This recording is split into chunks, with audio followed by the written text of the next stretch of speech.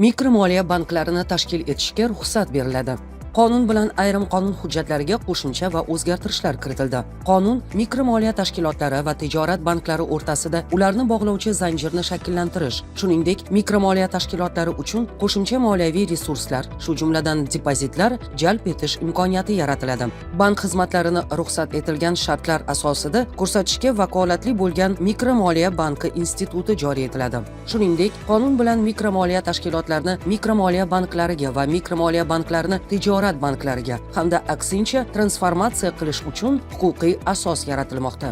Banklar va bank faoliyati to'g'risidagi qonunga kiritilgan qo'shimchaga ko'ra, quyidagi kredit tashkilotlari o'z faoliyatini o'zgartirishi mumkin. Mikromoliya tashkiloti mikromoliya banki faoliyatiga, mikromoliya banki bank faoliyatiga, bank mikromoliya banki faoliyatiga, mikromoliya banki mikromoliya tashkiloti faoliyatiga, litsenziyalash, ruxsat berish va xabardor qilish tartib-taomillari to'g'risidagi qonuniga kiritilgan qo'shimchaga ko'ra, mikromoliya banki faoliyatini amalga oshirish huquqini beruvchi litsenziyani Markaziy bank tomonidan berish belgilandi.